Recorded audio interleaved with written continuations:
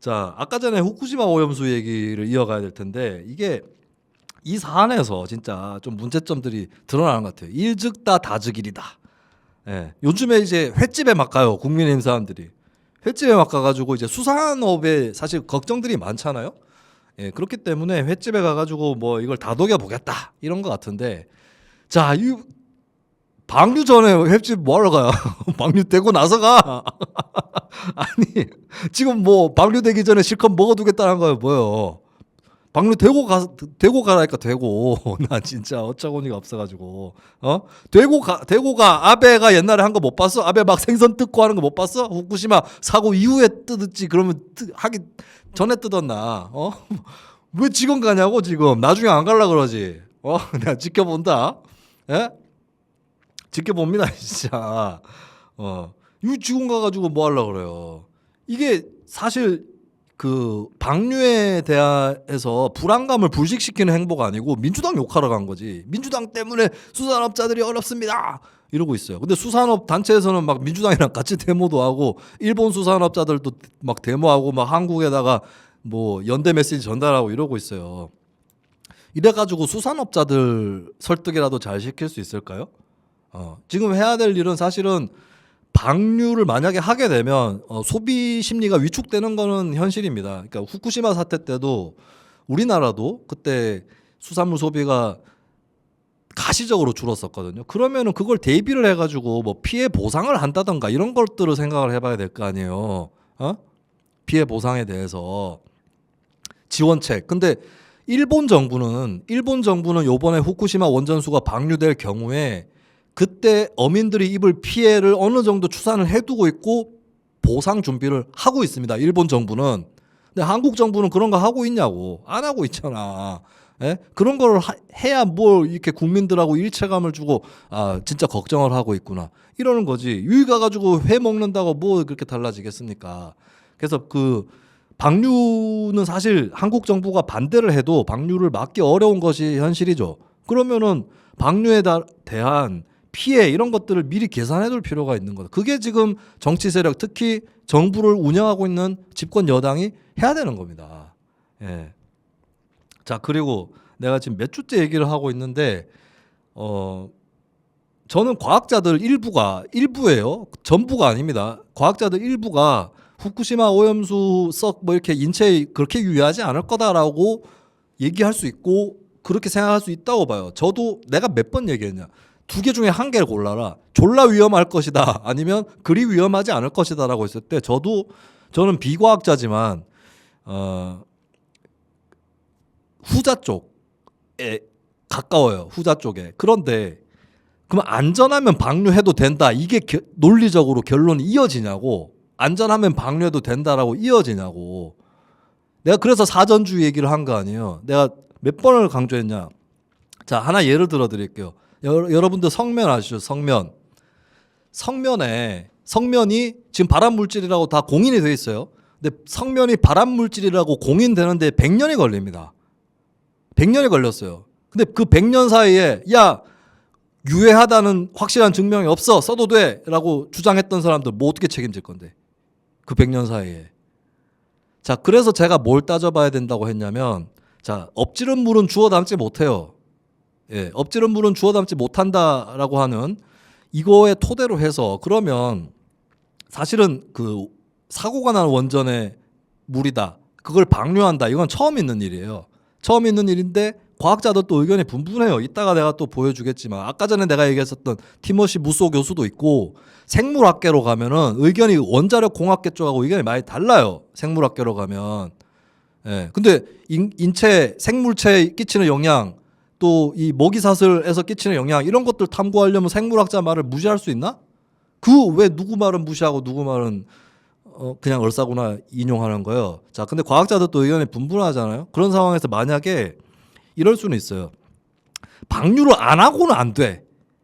예, 방류를 안 하면 안 된다. 다른 대안이나 이런 게 없다라고 하면 방류할 수도 있죠. 굳이 따져가지고 그래도 안전하다 쪽이야 해서 방류할 수도 있어요. 근데 자, 안전한데 방류를 하지 않고 계속 저장을 해둔다거나 뭐 1, 2년 연기를 한다거나 호주나 뉴질랜드 태평양 도서국 주장대로 1, 2년 연기를 한다거나 지금 그리고 일본에 입헌민주당이랑 당이 있습니다. 입헌민주당이 제1야당이에요. 일본에서. 입헌민주당에서 나온 얘기가 고체화하자라는 주장이 나오고 있어요.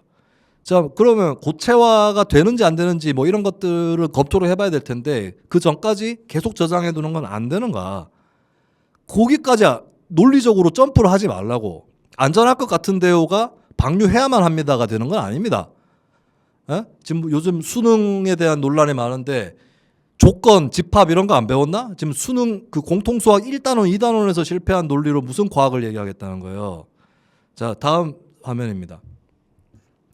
자, 이거 서강대 물리학과가 교수가 동아일보에 하필 동아일보네. 한겨레 썼으면 시비 걸라고 했지.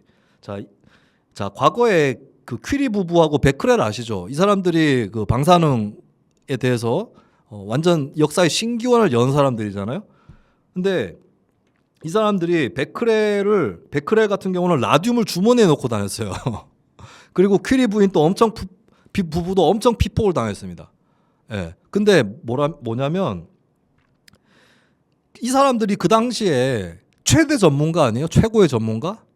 최고 전문가들입니다. 그럼 최고 전문가가 하는 거 다 믿을 거예요? 과학이라는 건 뭐냐면 뭔가를 알아가는 것의 과정인 동시에 자기가 뭘 모르는 것을 어떻게 처리할 거냐. 이것이 과학 정신입니다. 여러분들 칼 포퍼 아십니까? 과학 철학자 칼 포퍼 추측과 논박이라는 책이 있어요. 이 책의 핵심은 뭐다? 과학이라는 건 반증 가능성이 있어야 된다. 해가 동쪽에서 뜬다는 과학적 명제입니다. 김수민은 못생겼다는 과학적 명제는 아닙니다. 왜? 김수민은 못생겼다 잘생겼다 이게 뭐 반박할 기준이나 이런 게 없잖아요. 반증 가능성이 없는 거지. 말 바꾸게 해도 되는 거고. 근데 해가 동쪽에서 뜬다 이거는 만약에 내일 해가 서쪽에서 뜨면 반박되는 거예요. 이런 반증 가능성이 과학적 명제의 특징이다라고 하는 거고, 그럼 과학이라고 했을 때는 뭡니까? 반증될 수 있다라고 하는 거를 인식하는 게 과학이에요. 예. 근데 이건 무조건 안전하니까 무조건 방류해야 된다. 자, 거기까지는 좋아요. 거기까지는 좋은데 방류 반대하는 사람을 선동에 넘어갔다. 과학하고는 아무 상관없다. 아니, 과학자들도 반대하는 사람이 있고 이게 미지의 영역이고 충분히 탐구가 안 돼서 불안한데 다른 대안이 또 있으니까 그러면 일단은 방류하지 말자라고 주장한 사람까지도 괴담이다라고 몰고 가는 거. 그거야말로 반과학적인 자세입니다. 왜? 본인 나름에 세워놓은 과학적인 추측이 논박당할 가능성을 배제하는 거.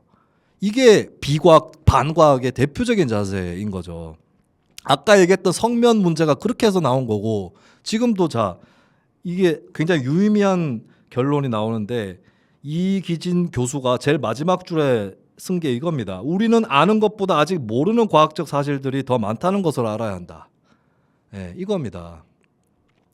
자, 여기서 빠은 얘기 나옵니다. 비행기도 자동차도 위험한데 그렇다고 안 몰면 어떨 건데. 그러니까 자, 왜 모으는 것으로 결정이 됐죠? 현실적 불가피성 때문입니다. 현실적 불가피성 때문에 그런 거고, 그럼 방류는 꼭 해야 되는 거냐고. 그걸 입증해야 된다고. 방류를 안 하면 절단 난다. 자, 예를 들면 이거예요. 후쿠시마 원전에 저장고에다 계속 넣어두면 그 주변에 있는 사람들이 위험하다. 차라리 그럴 바에는 넓은 태평양 쪽으로 방류하는 게, 그래서 전 인류가 조금씩 부담을 지는 게 낫다. 그 지역 사람들한테 온팡 그거 하는 것보다는 그게 낫다. 예, 그러면 방류해야 됩니다. 그러면 그럼 방류해야지. 안 하는 게 범죄지 그거. 근데 그런 게 아니잖아. 그런 게 아니지 않습니까? 자, 그러면 한 가지 사례를 더 들어볼게요. 우리 백신 맞았잖아요. 많이 맞았잖아. 근데 백신 맞고 돌아가시는 분도 있었어요. 그죠? 부작용 많았잖아. 저도 부작용 지금도 있어요. 근데 그래도 왜 맞았느냐? 왜 맞았느냐 했을 때 불가피성 때문입니다. 이거 안 맞으면은 더 병이 퍼져가지고 특히 노령층부터 사회적 약자들이나 이쪽에서 감염돼가지고, 특히 갑자기 이름이 생각 안 나냐? 뭐라고 하죠? 갑자기 백신 맞을 때 병에 잘 걸리는 사람들 있잖아요. 갑자기 생각 안 난다. 그분들한테 굉장히 그 피해가 가니까 결국에는 어느 정도의 희생이라든지 손해를 감수하고 맞은 거죠. 예, 뭔 말인지 알겠어요? 결국에 그걸 하느냐 마느냐 결정하는 것은 사회적으로 이거를 의사 결정을 할 때에 다른 대안이나 이런 게 있느냐, 불가피한가 아닌가, 여기에 따라서 결정을 하는 겁니다. 응? 고위험군이라고 표현했나요? 예. 과학의 주제는 과학자들과 하는 게 좋아요. 논리로 접근하는 건. 자, 그럼 저 사람 과학자가 한 말이니까 저 사람 말 들으세요? 예. 저 사람 과학자가 한 말이에요. 예. 저 사람 말 들으시라고 그러면 저 사람 과학자가 한 말이니까. 다 취사 선택하는 거잖아, 자기가 지금. 의사결정은 과학기술이 스스로 어떻게 의사결정을 하냐고, 과학기술이. 예? 자, 아까 전에 어떤 분이 후쿠시마 오염수 기준치 이하면 괜찮다고 했잖아요. 자, 그렇다 칩시다. 그 기준치는 누가 정했는데? 과학이 정했나? 기준치를? 잘 생각을 해보라고 좀. 논리하고 과학은 다른 건가? 이런 인간들이 있어요. 나는 이과 출신이라서 말을 잘 못해. 말을 잘 못하는 게 아니고 그냥 과학적이지 않은 겁니다. 이게 오늘 얘기하는 국민의힘의 문제의 핵심이에요. 국민의힘에 대착각이 있는데, 자, 일단은 주제가 또 있습니다. 좋은 소재가 나타났는데, 다음 화면입니다. 자, 이거 하나 더 넘길게요. 과학자 얘기인데 서울대 물리천문학부의 최무영 교수가 한 얘기입니다. IAEA가 정한 기준치면 과학 아닐까요? 원희룡이 뭐라고 그랬느냐? IAEA는 미국과 일본의 입김이 워낙 센 기구라서 그냥 믿을 수 없다라고 원희룡이 얘기했습니다. 제주도지사 시절에. 예. 과학과 설득은 다른 능력일 수는 있는데, 근데 과학적이지 못한 사람이 말만 번지르르 해서 어떻게 설득을 하죠? 예. 자, 그럼 이 사람은 과학자 아니야? 물리천문학부 교수는 과학자 아닙니까? 또 이런 새끼들이 있을 것 같아. 야, 천문인데 뭘 알아? 이 학부 이름이 물리천문학부고 이 사람은 물리학자예요. 예? 원소 기호는 과학자가 정했잖아. 과학이 정했어? 과학자가 정했지 과학이 정했냐고. 지금 자기들이 자기 논리를 반박하고 있어요 지금. 자, 모르는 것을 안전하다고 하는 것이야말로 가장 비과학적이다. 이게 핵심인 것 같아요, 이 말이. 예. 여기 제가 노란 줄 쳐놓은 거, 과학적으로 엄밀히 말하자면 해결할 방법이 없다. 후쿠시마 사고에 엄밀히 말하자면, 과학적으로 엄밀히 말하자면. 자, 근데 이분이 진단하는 건 이 문제예요. 그러니까 과학이 굉장히 이제 발달을 많이 했는데 전문화가 됐잖아요, 그동안. 전문화가 돼가지고 자기가 연구한 거 외에는 다른 분야에 대해서 무지할 수 있다라고 하는 게, 이거 과학자만의 특징이 아니죠. 예, 모든 전문가들의 특징입니다. 그래서 소통이 중요하고 이걸 일반적으로 꿰일 수 있는 게 중요하고, 과학도 STS, 과학기술학, 과학사회학, 과학철학, 이런 융합적인 접근이 상당히 중요한 거죠. 왜? 현실적으로 어떻게 할 거냐의 문제에 답을 해야 되기 때문에. 근데 우리가 일바따로 깔고 있어야 될 게 뭐다? 과학적으로 엄밀히 말하자면 해결할 방법이 없는 경우의 수들이 있는 것이고, 그리고 모르는 것을 안전하다고 하는 것이 비과학적이다. 이 얘기를 하는 겁니다. 이게 과학입니다. 예, 이게 과학이에요. 근데 자, 그럼에도 불구하고 왜 과학적인 추정들을 하느냐? 어떻게든 추정을 해서 진실에 접근을 해야 되니까. 다만 그 추정은 반론, 반박에 열려 있어야 되고, 심지어 반증 가능성이 나왔을 때 스스로 잘못된 부분, 틀렸던 부분을 수정해야 되는 겁니다. 자, 근데 수정을 할 수 있어야 된다는 거야. 예, 내가 잘못될 수는 있죠. 각자 사람들이 판단이 잘못될 수 있고 알지 못하는 부분들이 있습니다. 근데 만약에 그게 아니라고 결정났을 때 수정될 수 있느냐? 예, 그 점에서 사회적 의사결정 과정은 조심스러울 수밖에 없는 거죠. 왜? 엎지른 물은 도로 주워 담을 수 없기 때문이죠. 예.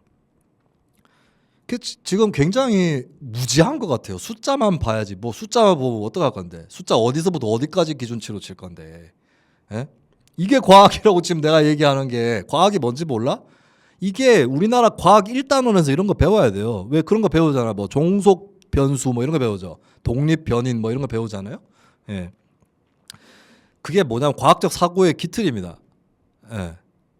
그래서 이런 식으로 이상한 과학 기술 만능주의적으로 접근을 하게 되면 어떻게 된다? 라듐 주머니에 넣고 다니고 성면 유해하다는 가능성이 좀 보이는데, 상관관계 보이는데, 야, 입증 안 됐으니까 계속 써, 이러고 있는 거예요.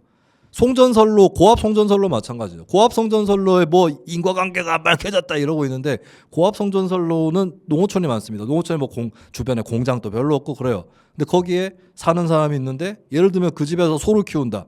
소가 불임이 되고 이런 거는 너무 흔한 사례입니다. 그쪽에서. 예, 그래서 그러면은 이거를 일단 피해보자. 피할 수 있는 방법을 찾아보자. 이게 과학적인 결론인 거죠. 진짜 근데 한심하네 진짜. 예? 아니 과학이 뭐 그럼 과학 누가 얘기하는 건데 신이야? 지금 대화방에서 나오는 얘기들 상당수가 과학이 아니라 신학이에요. 신학. 100년 전 과학 수준이야 그럴 거고 그러면 지금은 모든 걸 알 수 있나? 이거 신학이에요. 신학. 너희가 얘기하는 건 신학이야.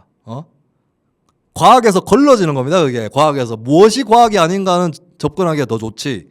무엇이 과학인가 보다 무엇이 과학이 아닌가는 더 쉽게 얘기할 수 있죠. 우리가 문제 풀이할 때도 아닌 것부터 잘 모르면 아닌 것부터 오답부터 지우잖아요. 이게 과학이 아니야 이게. 이게 과학이 아닙니다. 뭐 수민이도 한심하네. 뭐 어쩌라고. 그 방류 찬성 안 했다고 한심한다는 거 아니에요. 방류 찬성한다고 안 한다고 한심하다는 거 아니에요. 그 결국에는 네 정치 성향이지 그게. 예? 그러면은 니네는 왜 국민의힘이 방류 반대할 땐 가만히 있었냐 그러면. 자, 그다음에 이게 진짜 안에서 샌 바가지 밖에서 새고 논에서 샌 논농사 안 되는 땅 밭농사도 안 된다 그래야 되나? 다음 화면입니다. 다음 상담자. 지지율 또 가짜라고 생각해요. 제 옆에 있는 사람들은 전부 윤 대통령 지지해요. 자, 이게 지금 아니 잠깐만 있어봐봐. 여론조사도 안 믿는 사람이 그 IAEA는 어떻게 믿는데?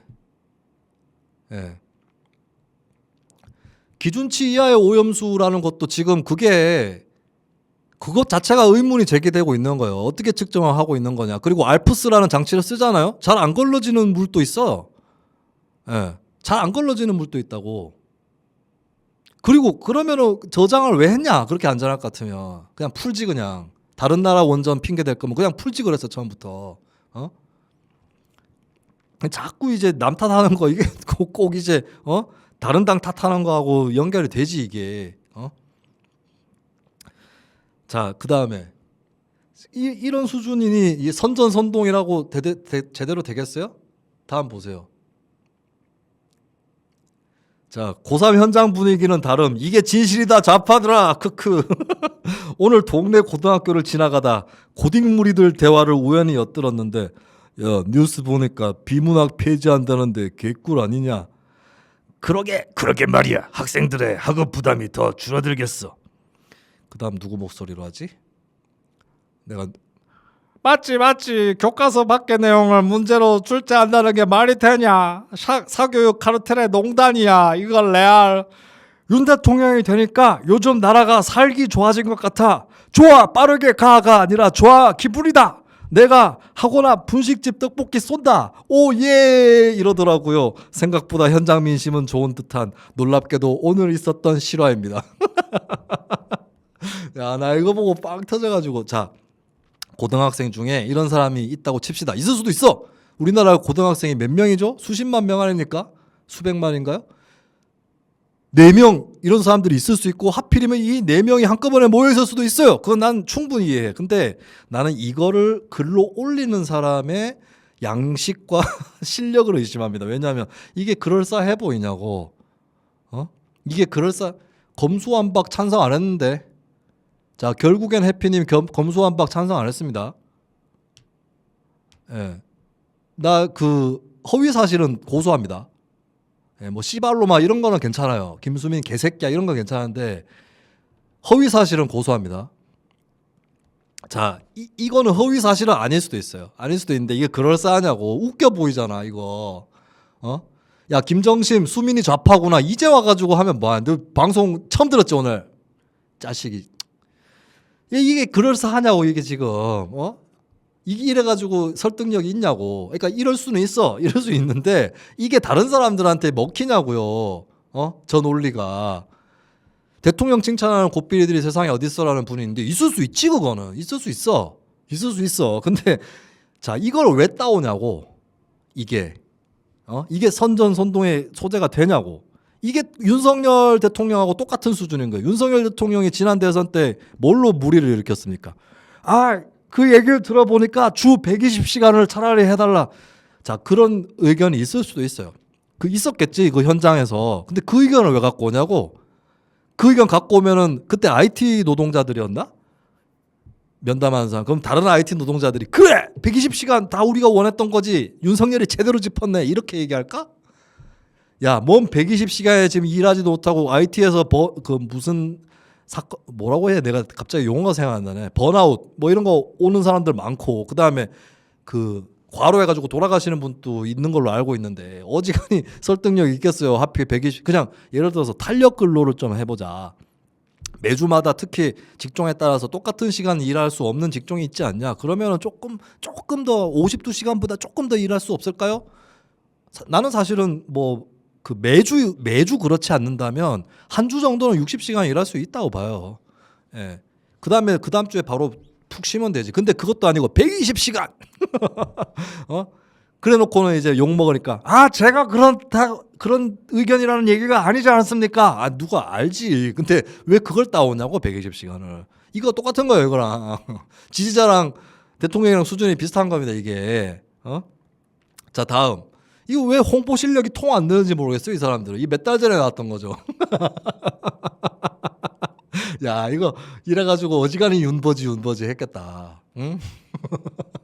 이건 진짜 난 마지막에 두 줄이 웃겼어요. 마지막 두 줄이. 참 재미있고 따뜻함이 묻어나는 신조어이다.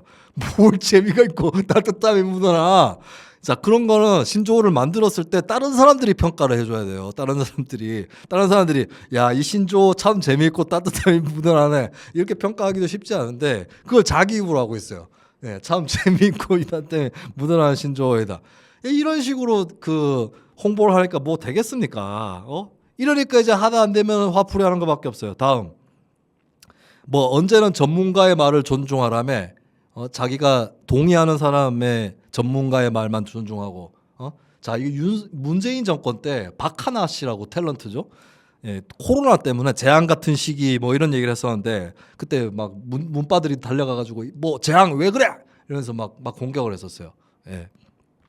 자, 근데 또 같은 짓거리를 하고 있어요. 지금 대깨문이 부러웠던 대깨문들이 이다지 강사 SNS 정치 댓글 폭탄을 매기고 그냥 댓글이 아니에요. 뭐 비판하고 논리적인 비판이 아니에요. 뭐라고 댓글 달았느냐? 네가 무슨 대단한 인간인 줄 알아본데 아이들 부모의 약한 마음을 등쳐먹고 사는 선생질하는 인간일 뿐.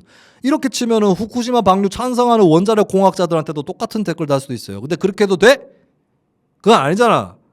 그다음에 주제도 모르고 돈에 미쳐서 아무데나 나대는 거 보니 어이가 없네. 그러니까 뭐 누구 전문가 말은 존중을 안 하고 누구 전문가 말은 신주딴지처럼 떠붙들고 있어요.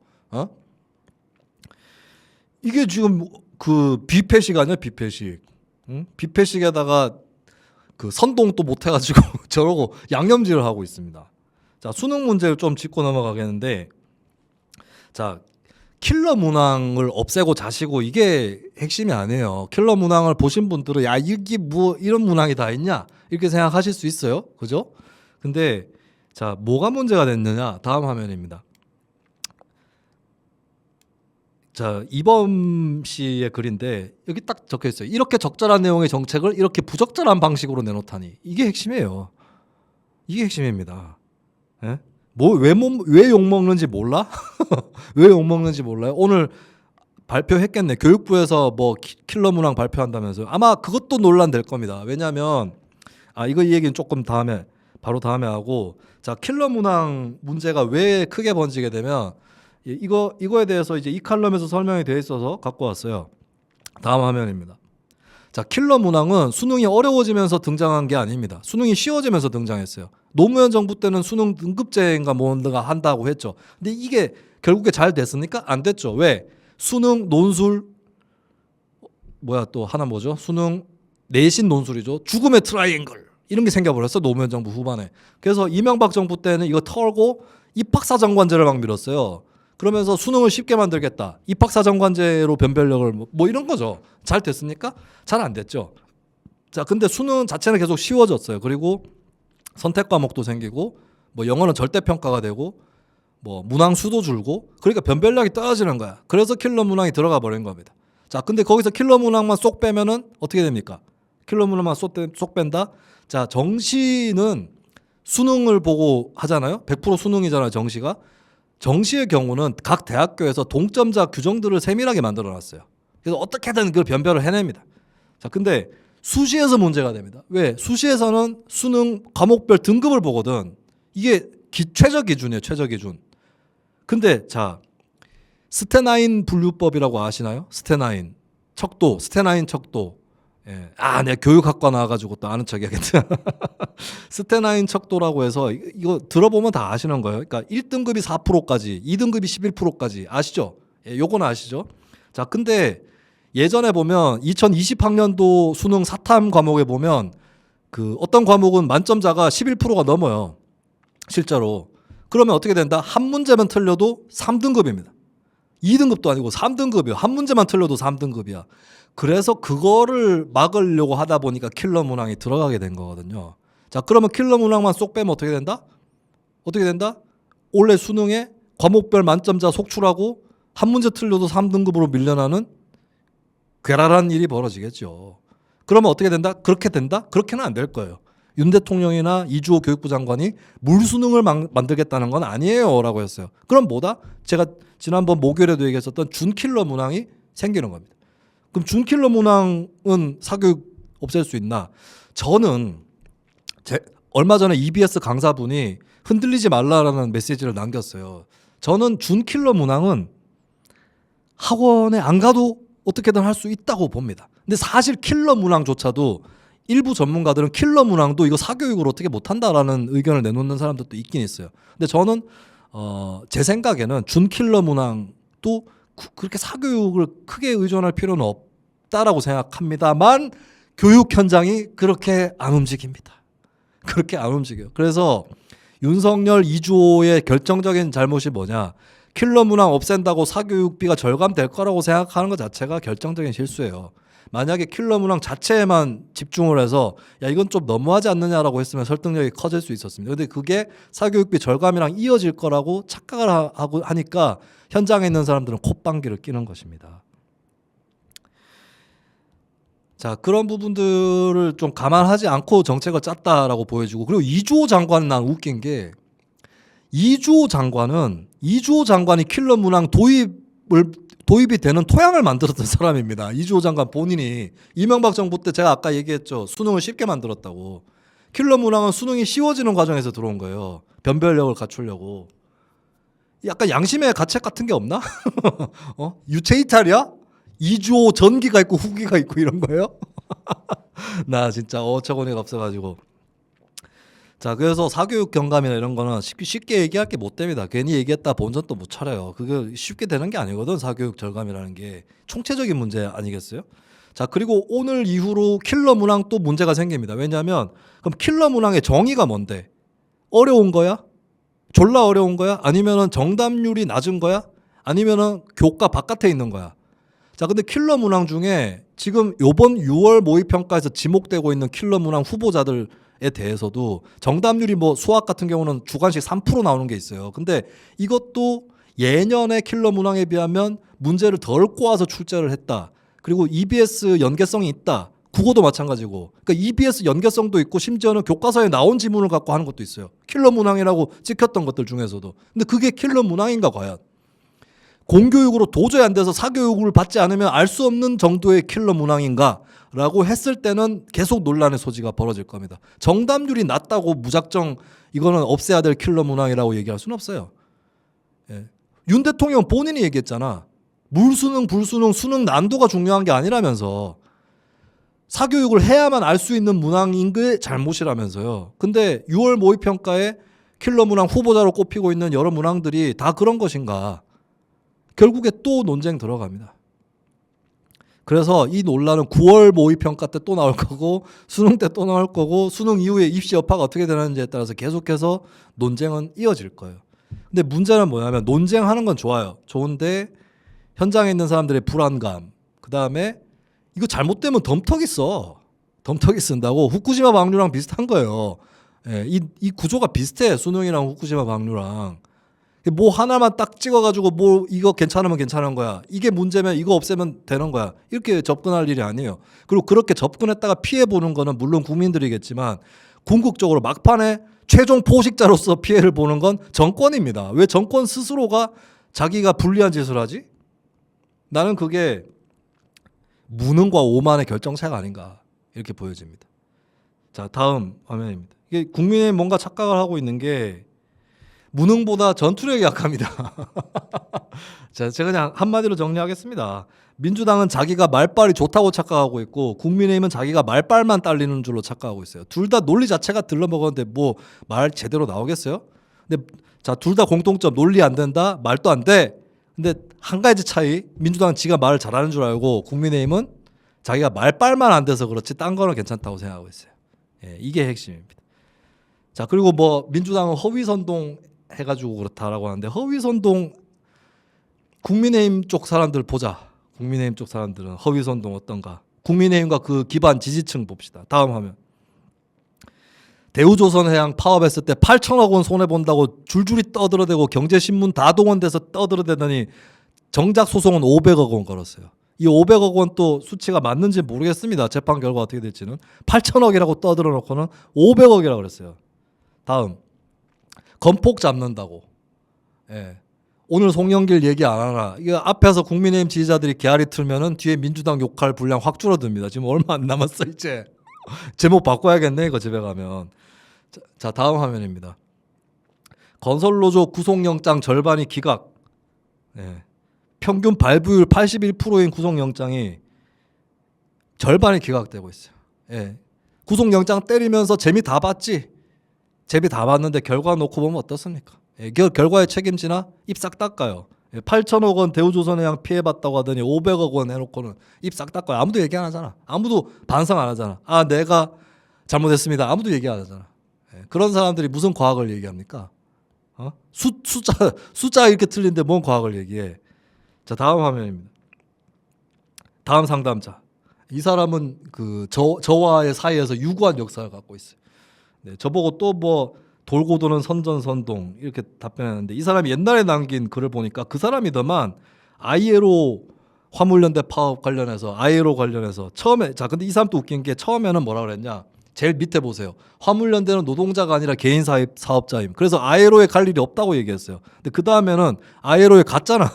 그러니까 큰일 날 거마냥 호들갑 떨더만 멍멍이 소리였쭈 했는데 제가 아이에로가 대한민국 정부에 보낸 사안을 입수했죠. 윤석열 정부가 감추려고 했던 그 사안. 그 사안에 뭐라고 나오느냐? 업무 복귀 명령은 결사의 자유를 제한한다라고 간주한다. 그리고 그런 판정을 우리는 내린 적이 있다. 그럼 뭡니까? 그 사안의 목적은. 니네가 한 업무 개시 명령이 우리가 협약 위반이라고 판정한 업무 복귀 명령이 아니라고 생각하면 얘기해봐라. 이거예요. 자, 그리고 지금 어떻게 됐느냐? 아이에로에 뭐 아무 상관이 없다고? 보시죠. 다음 화면입니다. 얼마 전에 아이에로 총회했는데 아이에로 사무총장이 지난해 화물연대 파업 탄압 상황을 듣고 놀랐고 그 뒤 한국의 상황을 예의주시하고 있었다. 그 예의주시만 한 게 아닙니다. 예의주시만 한 게 아니라 현재 해당 내용이 아이에로 결사의 자유위원회에 진정돼 절차가 진행 중이며 결과가 나오는 대로 조치를 취하겠다. 그리고 아이에로의 노동자 활동 지원국 국장 이미 제소가 이뤄진 만큼 아이에로의 경고 메시지가 잘 전달되도록 하겠다. 한국 정부에 경고하겠다는 겁니다. 이게 현실입니다. 뭐 할 때마다 저기 절마 저거 집에 들어오기만 해봐라. 집에 들어왔네. 집에 들어와가지고 귀중품 갖고 가기만 해봐라. 귀중품 갖고 문 열고 나가기만 해봐라. 그 다음에 다시 오기만 해봐라. 뭐 이렇게 하는 모양인데 이미 질러놓은 문제들은 일이 계속 커지고 있습니다.